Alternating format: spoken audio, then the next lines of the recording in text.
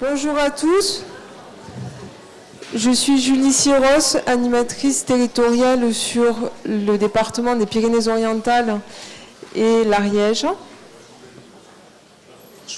Je travaille donc à la DPAO et je vais vous présenter la suite du programme. Un état des lieux sur les pathologies duelles présenté par l'ORSM Occitanie, donc Madame Delapina et Madame Ruiz. Donc bonjour à toutes et tous. Merci de nous permettre de présenter ce travail dans le cadre de cette journée sur les pathologies duelles. Donc là, on va vous présenter ce matin un premier état des lieux régional sur les pathologies duelles qui a été réalisé par l'Observatoire régional santé mentale d'Occitanie à partir des principaux indicateurs disponibles actuellement. Donc on va faire cette présentation à deux voix ce matin, puisque la particularité de l'ORSM Occitanie, c'est d'être coportée par deux structures, la FEREPSI et le CREAI-ORS. Donc moi je suis Estelle Delapina, je suis chargée de mission pour l'ORSM côté FEREPSI. Et donc moi, bonjour à tous, merci de nous avoir conviés et à participer à votre journée. Et moi je suis Inka Ruiz, statisticienne au CREAI-ORS Occitanie. Donc juste avant de commencer cet état des lieux, on va vous dire vraiment deux mots très brièvement sur ce qu'est l'Observatoire régional santé mentale. Donc à noter qu'il en existe deux en France, l'ORSM porté par la Fédération des Hauts-de-France et puis l'ORSM Occitanie, donc coporté par nos deux structures. L'objectif de cet observatoire et son enjeu, ça va être de documenter des questions sur la santé mentale et ses déterminants en observant, produisant et analysant des données pour essayer de produire l'information la plus objective possible sur une situation.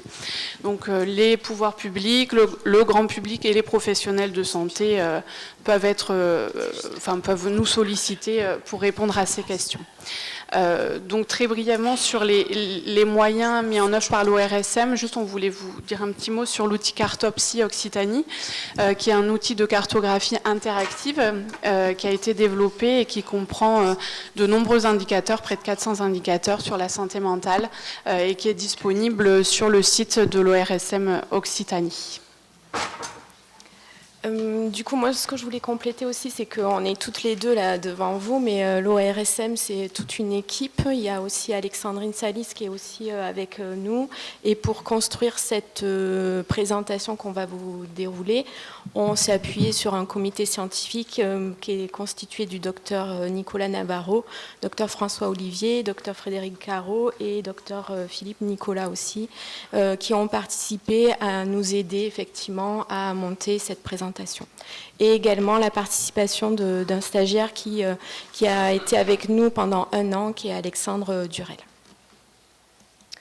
Alors, je ne vais pas revenir sur la définition qui nous a présentée le docteur Deline tout à l'heure, mais l'idée, c'était de partir de cette définition de pathologie duelle et de voir ce qu'on pouvait vous présenter comme information qui existait en tant que données pour faire un état des lieux. Donc, on est parti effectivement d'un recensement de ce qui pouvait exister et de cette définition et de voir un petit peu qu'est-ce qui existait dans les bases qui pouvaient être mises à disposition de nous sur cette définition, à la fois d'avoir un trouble psychiatrique et à la fois un trouble lié à un comportement addictif. Donc on est allé chercher sur les bases médico-administratives qu'on disposions et à la fois voir sur cette dualité des diagnostics, à la fois sur des diagnostics principaux et diagnostics associés. Donc là, vous allez être un petit peu peut-être frustré par rapport à ce qu'on va vous présenter, mais c'est vraiment... l'idée, c'était de vous présenter un état des lieux, des premières références, des données de référence qu'on peut mobiliser, sachant qu'on a pu mobiliser que la partie filière psychiatrique, c'est-à-dire l'apport d'entrée, c'est le soin psychiatrique, c'est le diagnostic d'un trouble psychiatrique, et on n'a pas pu mobiliser pour le moment la filière addictologie, par exemple, toutes les personnes que vous accompagnez en XAPA, par exemple. Qu'est-ce que je voulais rajouter? Oui, et puis il y a d'autres sources, effectivement, les bases, par exemple, médecine, chirurgie obstétrique, où également il peut avoir aussi des remontées de données qu'on peut mobiliser. Donc la première information qu'on voulait partager avec vous, c'était un peu de répondre à la question de les pathologies duelles, qui est concerné, est-ce qu'on peut avoir une idée un petit peu de combien de personnes sont concernées dans notre région et de combien en effectif on parle. Il y a une première information, après je vous invite à aller voir, elle est accessible à tout le monde, c'est toute une base qui est mise à la disposition par l'assurance maladie sur les cartographies des pathologies. Et là, ils ont des indicateurs sur les personnes qui sont prises en charge pour maladies psychiatriques et à la fois pour des addictions. Donc du coup, on a regardé un petit peu l'évolution effectivement sur la région du nombre de personnes qui pouvaient être concernées par, je dis bien, maladie psychiatrique et à la fois addiction. C'est un peu plus large que les personnes suivies en soins psychiatriques, puisque là, au niveau de l'information, c'est vraiment l'assurance maladie construit cet indicateur en balayant vraiment toutes les informations qui remontent. C'est-à-dire que ce soit des personnes qui soient en ALD, en infection longue durée pour troubles psychiatriques, ou qu'elles soient au moins hospitalisées une fois, quel que soit l'établissement, que ce soit de la psychiatrie ou non psychiatrique, et elles croisent aussi avec les consommations des médicaments psychotropes. Donc c'est vraiment être le plus exhaustif, sachant qu'il y a toujours une sous-estimation des personnes qui sont prises en charge pour maladies psychiatriques et à la fois addiction.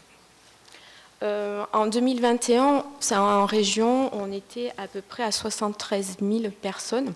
On voit là sur la courbe à gauche que ce nombre-là évolue depuis 2015 de façon assez importante de 2015 jusqu'à 2019 et a été stable depuis 2019, 2020 et 2021. On voit que depuis 2015, le nombre de personnes prises en charge pour maladies psychiatriques et addiction a quasiment doublé.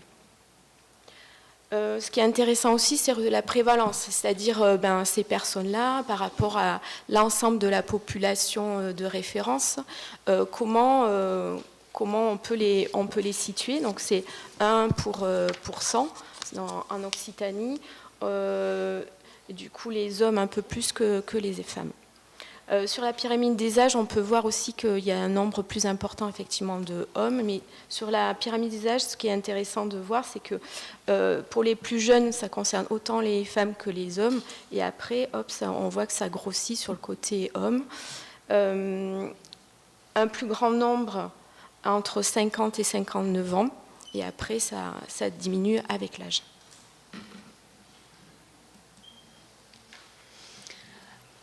On vous présente ici maintenant les chiffres 2022 concernant les patients pris en charge en soins psychiatriques en Occitanie, donc en ambulatoire et en hospitalisation. Donc en ambulatoire, d'abord, on avait plus de 170 000 patients qui avaient été pris en charge en 2022 pour troubles psychiatriques et parmi eux, 7 900 présentaient une addiction, donc ça fait un pourcentage de 4,6%. Pour ce qui est de l'hospitalisation, on a près de 35 000 patients pris en charge et parmi eux, un peu plus de 8 000 qui présentaient une addiction, donc 24,1% des patients. Ensuite, on s'est intéressé aux addictions les plus fréquentes qui étaient retrouvées à la fois en ambulatoire et en hospitalisation chez ces patients. Donc, pour les deux prises en charge, ambulatoire et hospitalisation, ce qu'on remarque, c'est que c'est l'alcool qui arrive en première position, assez loin devant, avec 55% et 56% respectivement. Pour l'ambulatoire, ensuite, on a le cannabis à 25%, le tabac 17%, et puis l'usage de drogues multiples à 13%. Et pour ce qui est de l'hospitalisation, c'est le tabac qui arrive en deuxième position, avec 29% des patients. Ensuite, le cannabis, et puis la cocaïne. Alors après, toujours sur ces bases qui sont issues du recueil d'informations psychiatriques, de l'hospitalisation, donc c'est vraiment une partie de la filière de la pathologie duel, puisque c'est la filière psychiatrique. On a regardé aussi la question qui nous avait posée, c'était de savoir quel trouble était le plus concerné et quelle addiction arrivait le plus fréquemment. Donc ça rejoint ce que nous a présenté Dr Abdelil tout à l'heure. En fait, ça rejoint tout à fait.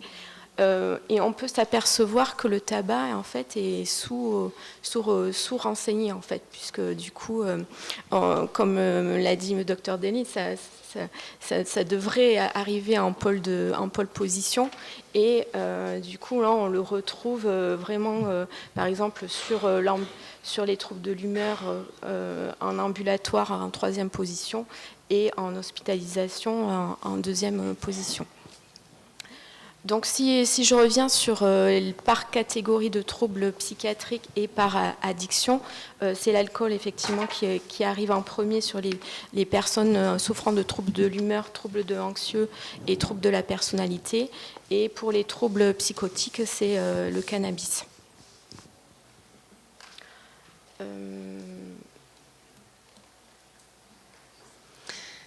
Voilà une petite synthèse maintenant de ces premiers résultats concernant la prévalence des pathologies duel en Occitanie. Donc, vous l'avez vu, un cas vous l'a montré, on a une augmentation de la prévalence depuis 2015 avec plus 0,5 points en Occitanie. Et les hommes sont plus touchés que les femmes avec 1,4% contre 1% chez les femmes. Alors, on note aussi une disparité entre les départements. Donc on n'a pas eu le temps de vous présenter les chiffres département par département parce que ça aurait été trop long. Mais là, on vous a mis un petit tableau en fait résumant la prévalence des pathologies duel dans chaque département d'Occitanie.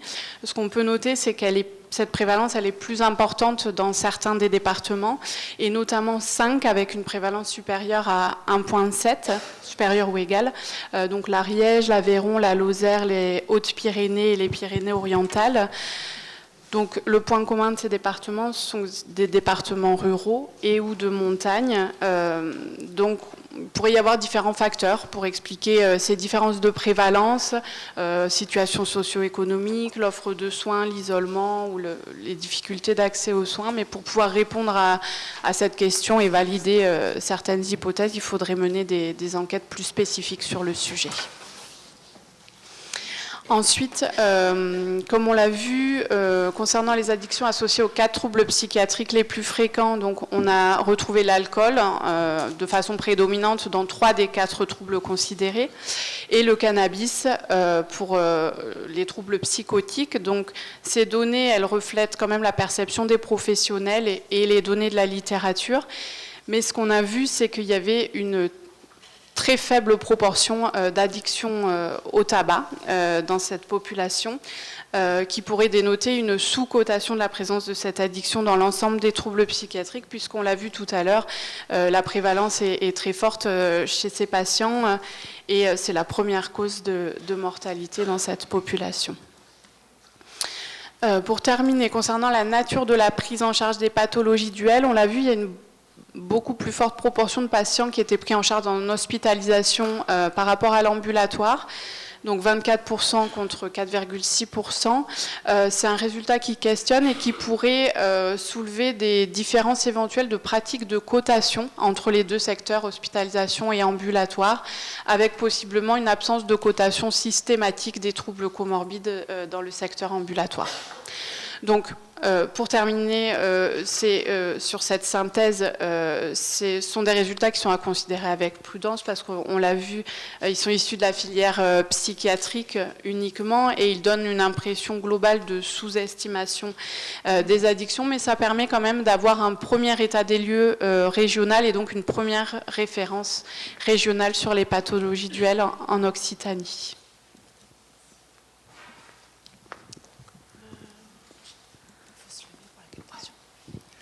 Excusez-moi, oui. Alors, David Torres, je travaille à la PJJ, donc avec des adolescents. Alors c'est une question difficile, je ne vais pas vous en vouloir si vous n'avez pas la réponse. Mais en fait, moi j'ai dirigé notamment un quartier mineur donc en détention, et j'avais depuis 2 ans des jeunes de plus en plus jeunes. et avec une entrée dans les consommations de psychotropes voilà, à 9-10 ans. Et donc, on va dire, une augmentation de risque de pathologie duel. Est-ce que vous avez des chiffres, des indicateurs là-dessus? Je sais que c'est très difficile.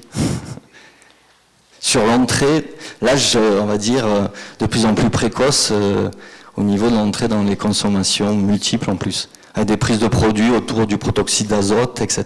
aussi. Alors, on a regardé, c'est vrai qu'on ne pouvait pas tout vous présenter, mais sur les bases qu'on a consultées, on peut mobiliser l'âge, sachant que c'est des effectifs très très faibles, donc on ne pouvait pas... ça reste des phénomènes assez rares et faibles pour le moment en fait.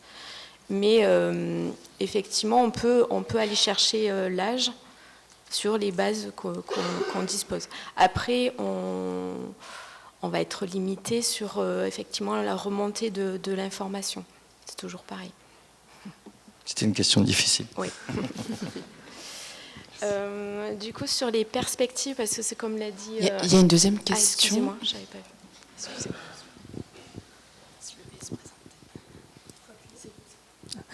En fait, c'est plus un complément d'information. Le mardi 17 octobre, de 9h30 à 16h, il y a une journée à l'ARS à Toulouse, organisée par 2PAO, sur les nouvelles pratiques en Occitanie. Et peut-être que là, il y aura plus de données sur protoxyde d'azote, ado, etc. Ok, on va suivre ça de près alors.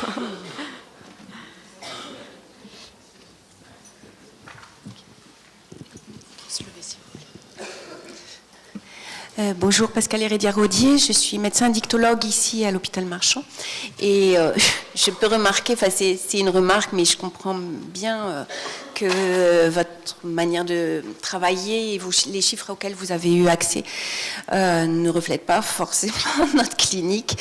Nous à l'hôpital, en fait, les gens qui ont des pathologies duelles sont beaucoup plus importantes que ce que vous avez pu noter. Le tabac, c'est à peu près, enfin, alors j'ai pas les chiffres en tête exacts, hein, mais c'est plutôt 90% que 25%. Et le cannabis, c'est, alors moi, c'est de mon côté, en tant que médecin sur l'équipe de liaison et de soins en addictologie. Donc effectivement, je vois tous les patients pour lesquels l'addiction va poser problème. Et bien sûr, mes collègues vont pas forcément noter la question du tabac, la question, enfin le cannabis, ils essaient de noter, mais c'est pas toujours fait. Par contre, nous on le note, et nous dans notre file active, on est plutôt à 40-45% au niveau du cannabis. Par contre, l'alcool, alors c'est aussi peut-être lié à notre capacité de recrutement des patients. L'alcool, ça va être plutôt traité dans les cliniques ici sur l'hôpital, enfin sur Toulouse, et beaucoup moins sur l'hôpital. On a des sevrages, mais en fait finalement très peu. Donc en fait, on a une sous-évaluation probablement des problématiques alcool et on les repère de façon secondaire. Voilà, c'est pas ça qui les fait entrer en fait à l'hôpital. Voilà, c'était juste une remarque, mais je comprends tout à fait. Ça rejoint justement nos dernières diapositives sur les perspectives et les axes de travail qu'on peut proposer au sein de l'Observatoire, puisqu'on va continuer justement cette initiative de regarder ces informations-là. On va continuer, nous, au sein de l'Observatoire, à les suivre dans le temps. Et on va continuer à travailler et à essayer d'explorer les filières addictologie. Après, je sais que nous, au sein du CREA-ORS Occitanie, j'ai des collègues qui font l'exploitation des rapports d'activité, des XAPA, etc. Je leur ai posé la question, est-ce que vous avez de l'information sur les troubles psychiatriques? Et en fait, il n'y en a aucun, en fait. Donc voilà, il y a ça qu'il faut aussi travailler aussi, si c'est possible. Du coup, effectivement, je souhaite rebondir sur la dernière diapo, puisque quand on a on a commencé à travailler sur notre présentation d'aujourd'hui. On nous a proposé, l'équipe du CH de Thuir, de faire une expérimentation, justement pour mettre en valeur cette sous-cotation en fait, du tabac ou des addictions auprès des personnes qui sont suivies en soins psychiatriques. Donc, il a proposé de faire ça au sein de ces unités à Thuir. Donc il a fait une photo donc on s'est décidé au mois de juillet, donc au mois de juin il a fait une photo de ce qui était saisi par les équipes au niveau des patients suivis. Et il a fait une sensibilisation auprès de ses confrères, de ses collègues au niveau de la cotation. Quand vous suivez tel patient, peut-être, après peut-être il est dans la salle, peut-être qu'il vous expliquera un peu plus sur le détail sur la sensibilisation. Et au mois d'août, en fait, sur 15 jours, il a refait une photo. Du coup, on peut voir une évolution assez importante entre au mois de juin et au mois d'août. En fait, au mois de juin, il y avait 88 patients distincts qui étaient en pathologie duelle, avec une pathologie duelle.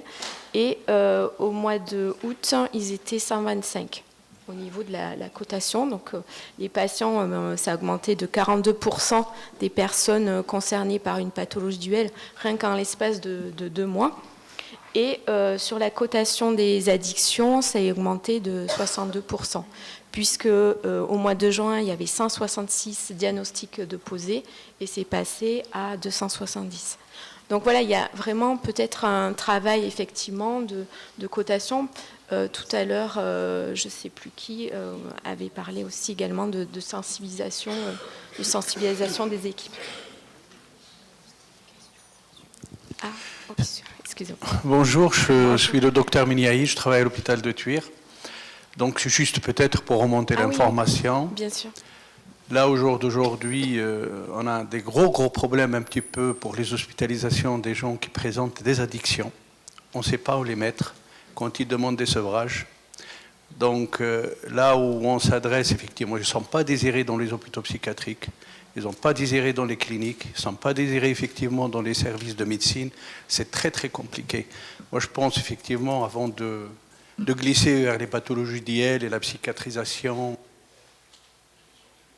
effectivement, il faut que nos tutelles un peu commencent à réfléchir un peu pour créer des services. Voilà. Merci, effectivement.